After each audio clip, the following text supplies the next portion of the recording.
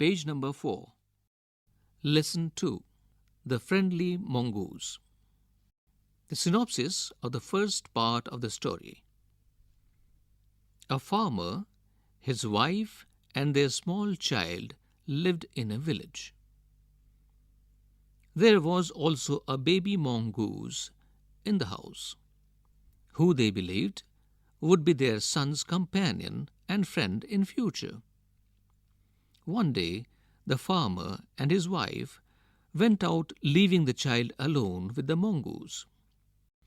Now the story.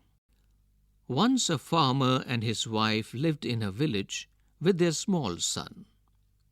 They loved him very much.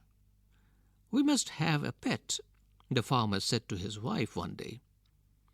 "When our son grows up, he will need a companion. This pet will be our son's companion." His wife liked the idea. One evening, the farmer brought with him a tiny mongoose. "It's a baby mongoose," said his wife, "but will soon be fully grown. He will be a friend to our son." Page number 5. Both the baby and the mongoose grew. In 5 or 6 months, the mongoose had grown to its full size, a lovely animal with 2 shining black eyes and a bushy tail. The farmer's son was still a baby in the cradle, sleeping and crying alternately. One day, the farmer's wife wanted to go to the market. She fed the baby and rocked him to sleep in his little cradle. Picking up the basket, she said to her husband, "I am off to the bazaar. The baby is sleeping. Keep an eye on him." Frankly, I don't like to leave the child alone with the mongoose. "You needn't be afraid," said the farmer. "The mongoose is a friendly animal. It's as sweet as our baby, and they are the best friends, you know." The wife went away, and the farmer, having nothing to do in the house, decided to go out and take a look at his fields not far away. He ran into some friends on the way back and didn't return for quite some time. Now the synopsis for the rest of the story.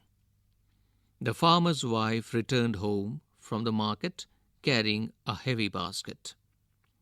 She found the mongoose at the entrance of the house with blood on his face and paws.